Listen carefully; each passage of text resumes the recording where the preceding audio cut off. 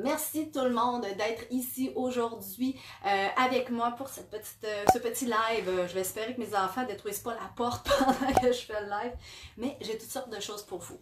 Donc, premièrement, mon nom à moi, c'est Cindy Trottier. Je ne sais pas s'il y en a qui me connaissent en dehors, qui sont déjà venus me voir à des conférences pour adultes. Il y a peut-être des professeurs dans la salle qui sont venus me voir dans ma vraie conférence, mais aujourd'hui, je vous présente ma conférence « Les héros des déchets » qui est vraiment destinée pour les tout-petits.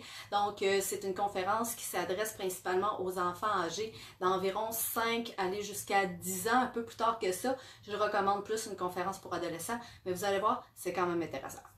Donc, aujourd'hui, je commence avec la lecture du livre « Le château de Monsieur Monsieur ». Donc, « Le château de Monsieur Monsieur », c'est un livre qui est écrit par Geneviève Côté, très bien illustré d'ailleurs. Je vais vous présenter à l'intérieur les petites images qui sont vraiment destinées à faire comprendre aux enfants l'importance d'en garder pour les autres. Donc présentement, justement, on est dans une situation un petit peu de crise où on ne peut pas aller voir nécessairement nos amis, on ne peut pas non plus en prendre trop un peu partout parce que sinon il n'en restera plus pour les autres. Donc, l'intérieur de ce beau petit livre-là va vous parler aujourd'hui de l'importance d'en laisser aux autres, puis des petites bêtises qu'on peut faire lorsqu'on en prend trop. Donc, on va commencer par ça et à la fin de cette petite lecture-là, je vais bien sûr vous parler de gestion des déchets à la maison et pourquoi c'est important de réduire nos déchets. Donc, si vous voulez bien, on va commencer. Donc, le château de Monsieur Monsieur. Monsieur vit au sommet d'une grande colline. Il veut y construire un grand château. Monsieur aime que tout soit grand. Ah oui, là c'est très grand, tu vois, il est sur le dessus de sa montagne et il a une immense vallée, une immense place où il peut prendre tout ce qu'il a envie de prendre finalement. Tchac, Monsieur taille des blocs pour bâtir son château. Il est trop occupé pour remarquer les gros trous qu'il laisse derrière lui. Alors voyez-vous, Monsieur prend tous les petits blocs que pour lui pour construire son gros château. Avec des amis dans la salle, bien sûr, je leur demanderai « Est-ce que vous trouvez ça correct que Monsieur prenne tous les blocs dans le château? On commencerait à se poser des questions. Tchac, qu'est-ce qui fait tout ce bruit? Un peu inquiet, les amis de Monsieur arrivent en courant. Alors là, toute la population et tout le village se dirigent pour voir qu'est-ce qui s'est passé et pourquoi les choses disparaissent comme ça. Donc tout s'en va, rien ne revient et tout est destiné à une seule et unique personne, ce qui n'est pas nécessairement très gentil parce qu'on oublie de penser aux autres.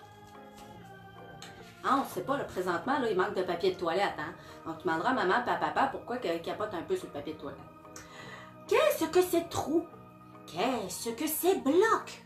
Oh, les amis, là, ils sont vraiment surpris. Ils se demandent un petit peu ce qui se passe, puis pourquoi, il n'y a plus de papier de toilette dans les étalages. Non, en fait, ils se demandent pourquoi ils n'ont plus de place, puis pourquoi toutes leurs choses ont disparu. Mais Monsieur ne les entend pas. Il est beaucoup trop occupé à travailler, bloc par bloc, petit à petit, son château devient de plus en plus grand. Hein? Ah oui, ça c'est comme la fortune de certaines personnes. Ça devient de plus en plus grand, il en reste beaucoup moins pour les autres. Hein? Monsieur coupe et empile des blocs jusqu'à ce qu'il n'y ait plus rien à couper et plus rien à empiler. Enfin, il s'arrête et regarde fièrement par la fenêtre. Ah là, il est fier. Voici mon beau château, je l'ai fait, je suis très fière de ce que j'ai fait. Mon château, il est impeccable, mon château, il est très grand. Hein? Je peux voir tout le monde du haut de mon grand château. Il n'y a pas grand-chose à voir, s'étonne Monsieur. Tu vois, il a tellement tout pris, Monsieur, qu'il ne reste plus rien. Il ne reste plus d'arbres à voir, il ne reste plus de lacs à voir, il ne reste plus de fleurs, il ne reste absolument plus rien à voir parce qu'on a tout pris pour soi plutôt que d'en laisser à d'autres. Aux abords du château, ses amis commencent à rouspéter. « Qu'est-ce qui est arrivé à la colline? » demandent Otto et Renaud. « Où est mon coin de sieste préféré? » dit Henriette la chouette. « Où sont les fleurs? » ajoute le vieux Jim Panache. « Où est passée l'herbe que je grignote au déjeuner? » demande Sammy le lapin. « Où est la réserve de noix que nous avions cachée? » s'écrient Zep et Zap, les petits écureuils. Donc voilà, Tout le monde se questionne à savoir qu'est-ce qui s'est passé et pourquoi tout est parti. Donc, tout le monde est curieux. Voyons, ma sœur, hier, quand je suis allée à l'épicerie, il y en avait encore du papier de toilette. Je vais faire une petite chose comme ça. Un par un, ils avancent sous les fenêtres du château. Donc, tout le monde se dirige dans les fenêtres du château et vont voir la personne qui a décidé de tout prendre pour lui tout seul. C'est... Ils regardent tous Monsieur, qui se sent soudain très petit. Moi, je mesure à peu près 5 pieds. C'est encore plus petit que ça. Tu vois? Toi, t'es presque ma grandeur. Je suis certain. Si on se met à côté, d'après moi, ça en prendra pas grand avant que tu me rejoignes. Oh, oh, je pense que j'ai fait une grosse bêtise, dit-il après un moment.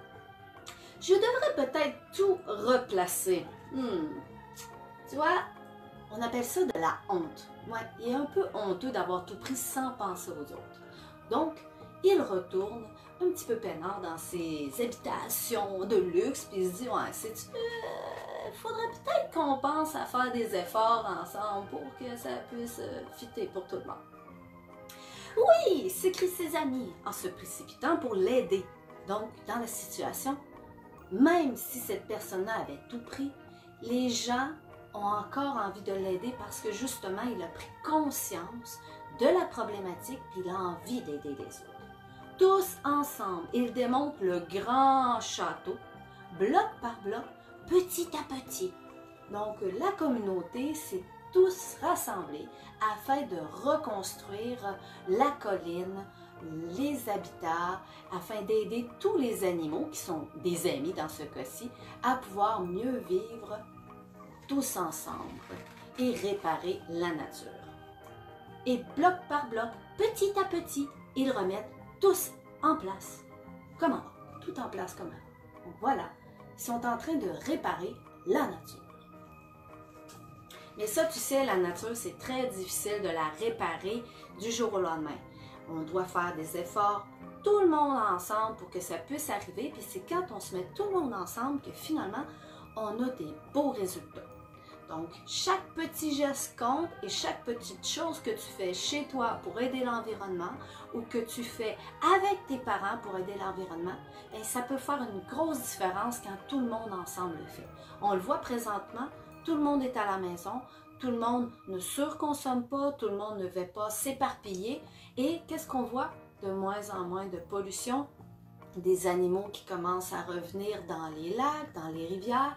Donc, veut pas, ça nous fait prendre conscience de la situation actuelle puis pourquoi que c'est important de ralentir et de calmer le jeu sur la planète, bien sûr. Enfin, presque comme avant. Il reste encore un morceau, dit Monsieur. J'ai bien regardé partout, mais je ne sais pas où elle va.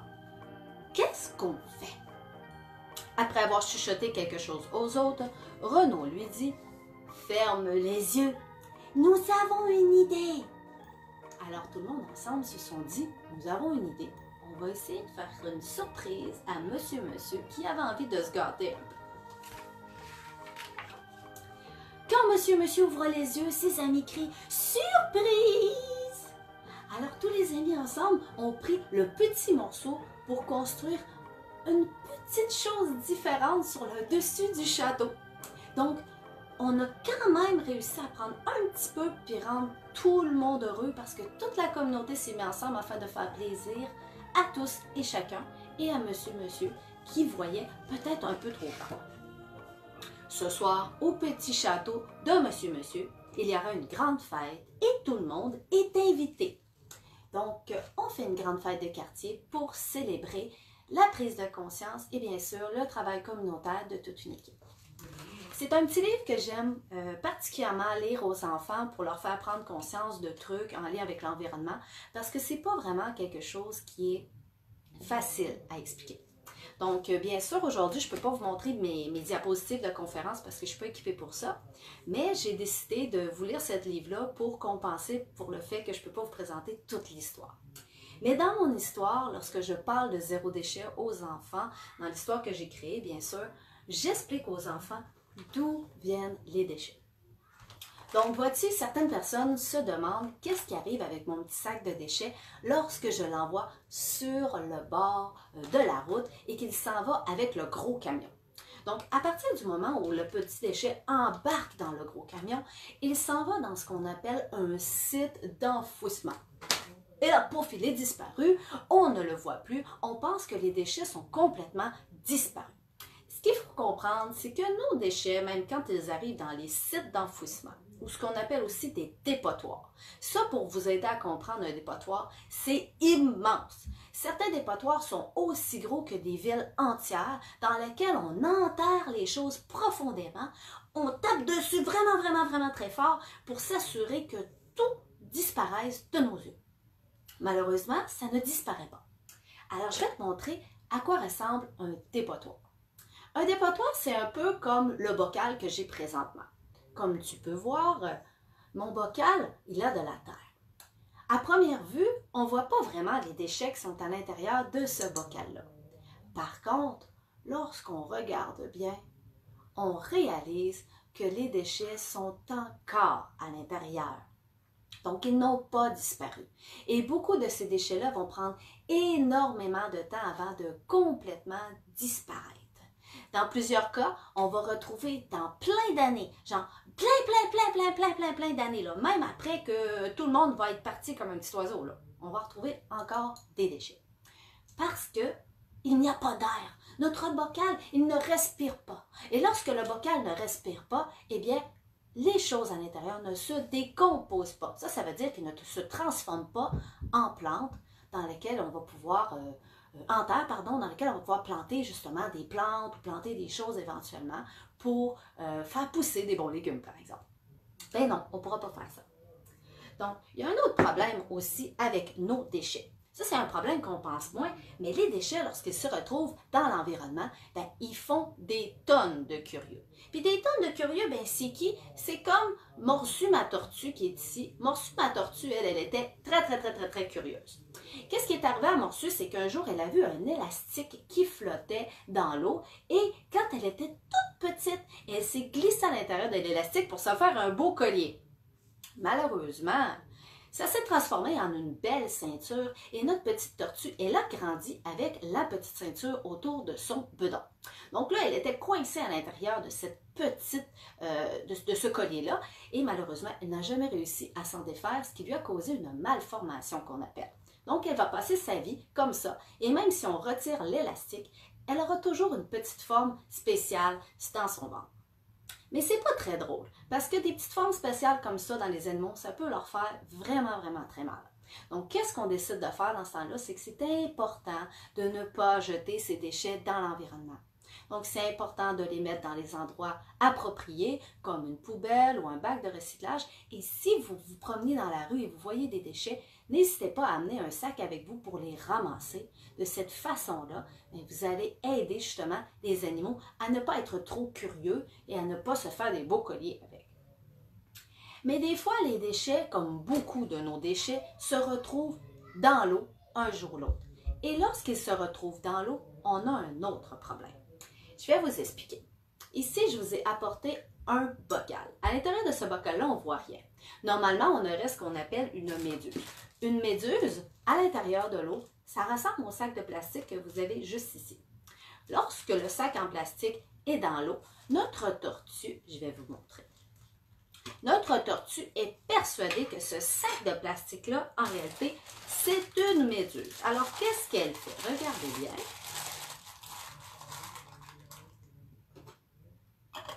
Alors, je vais vous montrer. Je brasse un peu. Voyez-vous? Vous voyez? Ça ressemble beaucoup à une méduse. Donc, c'est transparent, ça semble visqueux. Et là, notre amie la tortue, elle, ce qu'elle dit, c'est « Oh, oh le lunch! Ah, hey! » Elle se pitche dessus, toi.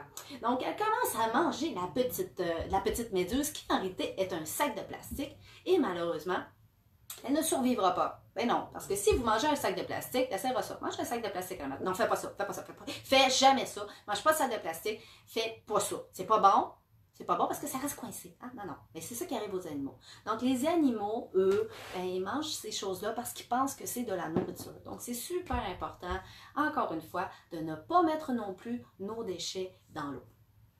Donc, il y a plusieurs choses à comprendre à travers de tout ça. Et je sais que ça peut être très compliqué, mais juste le fait de ne pas se laisser traîner, hein, de ne pas laisser nos choses traîner par terre, de ne pas jeter nos déchets par terre, c'est une grosse étape qui peut être très efficace si on le fait tout le monde ensemble. Mais on peut aussi faire plus que ça. Si vous voulez faire comme qu'est-ce qu'on fait à la maison, ce qu'on fait, c'est qu'on évite les déchets à la source. Et ça, c'est un petit peu moins facile à comprendre au début, mais vous allez voir, ça va super bien. Lorsque des déchets entrent à la maison, par exemple, plutôt que de les jeter, on va commencer par ça. Nous, on leur trouve une deuxième utilité. Donc, une des utilités qu'on fait, par exemple, vous allez voir, moi, je suis un artiste dans la vie, hein, peut-être que papa et maman ne sont pas capables de faire ça, mais on invente des choses avec. Donc, moi ici, on parle d'une boîte en carton que j'ai transformée en costume pour mes enfants. Donc, si vous avez peut-être, vous connaissez Zelda, The Legend of Zelda, donc voici l'épée légendaire et voici bien sûr le bouclier que j'ai fait à partir de gouache et de carton. Les enfants ont participé aussi. Autrement, vous savez, il y a beaucoup de choses qu'on peut faire de cette façon-là. Les enfants, hier, ont décidé de se faire des casques de chevalier à partir de boîtes de céréales. Donc, ils se sont mis ça sur la tête et hier, ils ont joué ensemble au chevalier. À partir des morceaux à l'intérieur, ils se sont fait des épées, ils se sont fait des bricolages, encore une fois, puis ils ont joué au dragon, au chevalier, et on a fait toutes sortes de choses de cette façon-là. Donc, on a transformé ce qu'on avait déjà à la maison en toutes sortes d'autres items pour justement éviter de les envoyer systématiquement à la poubelle. Il faut savoir qu'à la maison, vous allez voir, vous voyez la boîte en arrière de moi, mes enfants n'ont pas de maison, de poupée ou de choses comme ça. La plupart des choses qu'ils sont, ce sont des choses créatives qu'ils ont créées par eux-mêmes. Donc ici, mon fils s'est fait un condo à partir de boîtes de chaussures et de toutes sortes de choses qu'on trouvait. On a aussi l'achat usagé qui est super intéressant, donc je vais faire un peu de bruit. Mais tous les costumes qu'on a dans la maison, même celui que je porte présentement de licorne ou encore celui-ci, ce sont tous des costumes qui sont usagés. Il ne faut pas avoir peur non plus de trouver ou de prendre des vieux vêtements que vous avez, comme des vêtements de grande madame ou des vêtements que vous aviez dans un ancien métier, pour les mettre à l'intérieur de costumes, pour justement aider vos enfants à développer certaines aptitudes. Donc ça, c'est quelque chose que je fais également à la maison. À la maison, on a bien sûr des jouets en bois, mais ce sont aussi des jouets que l'on s'amuse à fabriquer avec les enfants. Donc ici, on a fait un bouclier en corde. Donc on a fait un bouclier parce que mon fils, il faut comprendre, il aime beaucoup jouer au chevalier. Donc on s'est créé un bouclier avec des pièces qu'on a trouvées, comme cela. Et ça, c'est mon fils, bien sûr, qui le fait avec mon aide. Présentement, vous allez en avoir du temps là, incroyable à faire des trucs comme ça. Développer votre créativité. Vous allez voir à quel point c'est bénéfique pour l'environnement et à quel point c'est bénéfique pour votre santé mentale, très honnêtement. Parce que enfermé comme ça, c'est assez difficile de trouver des choses différentes à faire. Bien sûr, on peut apprendre toutes sortes de choses. On peut apprendre à compter à partir de trucs recyclés. On peut faire des choses pour nos poupées Barbie. On peut faire toutes sortes de choses. Ici, voyez-vous encore une fois, ma fille a décidé de se faire des petits cahiers d'école. Donc, elle s'est fait un petit cartable d'école. Elle a fait des petits cahiers d'école avec des petits papiers, des petites polycopies qu'elle a reçues de l'école, justement, qu'on ne savait pas trop quoi faire avec. Mais elle les a utilisés pour ses maisons de poupées. Est-ce que ça veut dire forcément qu'il n'y aura pas de nouveaux jouets ou de jouets dans une maison zéro déchet? Non, ça ne veut pas dire ça. D'ailleurs, bien sûr, on en a trouvé beaucoup dans l'usager, on en a trouvé sur Internet. On échange entre les amis. Donc moi, ma fille avec la voisine échange des poupées d'une semaine à l'autre, ce qui nous permet justement d'avoir vraiment plusieurs jouets avec lesquels on partage avec la communauté. Les jeux de société, c'est exactement la même chose. On a fait un regroupement sur une page Facebook, puis on partage avec tout le monde, tous nos amis, les jeux de société ensemble. D'accord, actuellement, c'est pas vraiment le temps de faire ça, mais ça peut vous inspirer lorsque vous allez recommencer. Ensuite, bien sûr, on a refusé. Refuser, c'est quelque chose qui n'est pas toujours facile, mais refuser, c'est la première chose la plus facile à faire pour éviter des déchets. Donc, lorsque vous vous rendez, par exemple, dans un restaurant, plutôt que d'accepter la paille, vous pouvez simplement dire non. Moi, je n'ai pas besoin de paille. Je vais t'expliquer, moi, ma fille, elle pense beaucoup que lorsqu'elle a des choses qui entrent à la maison ou qu'elle ne refuse pas, ben, elle peut les utiliser pour faire d'autres choses. Souvent, elle pense à la réutilisation avant le refus. Mais lorsqu'on apprend à dire non en premier, c'est beaucoup plus facile par la suite. Oui, mon pyjama licorne, bonjour Joanie! Donc voilà, c'est sûr que quand on refuse, par exemple, si tu vas chez Saint-Hubert, peut-être que tu as déjà été chez Saint-Hubert, puis là, ils t'ont donné une petite auto, hein, un genre de petite auto dans laquelle ils mettent les croquettes de poulet. Là.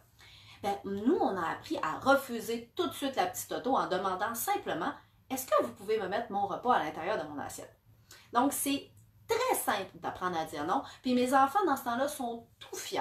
Vraiment fiers de dire qu'ils mangent dans une assiette comme les grands, plutôt que de manger dans une assiette de tout petits.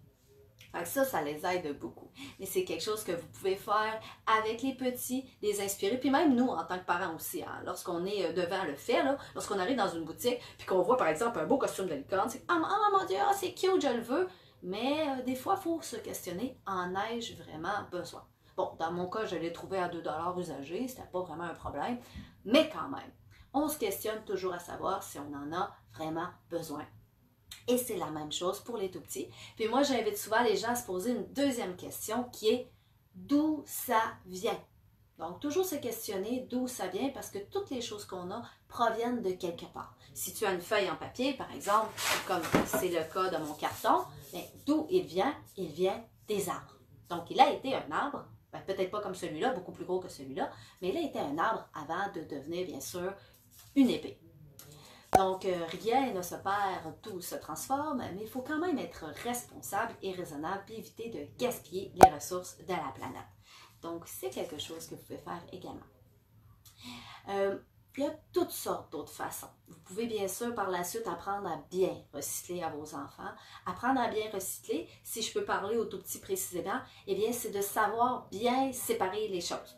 Si vous n'avez pas vu la petite vidéo de À la Claire avec le beat de l'heure, là, hein? Le beat de l'heure qui dit carton, papier, that's it. Désolée, je ne me rappelle plus vraiment, mais cette chanson-là qui vous permet de bien trier, bien, vous allez comprendre qu'on accepte le carton, on accepte les papiers, on accepte le verre et on accepte le métal, that's it. Donc, pour le reste, le plastique est accepté, oui, bien sûr, mais on évite de prendre des plastiques qui se déchirent. À partir du moment où le plastique se déchire, il ne devrait pas se rendre dans un bac de récupération parce qu'il n'est pas récupéré. Et si vous prenez un sac de plastique, bien sûr, et que vous décidez de mettre plusieurs sacs de plastique dans votre bac tout mélangé, eh bien, c'est mieux de le mettre dans un sac à sac. Donc, on va prendre le sac à plastique, dans lequel on va mettre dans un autre sac.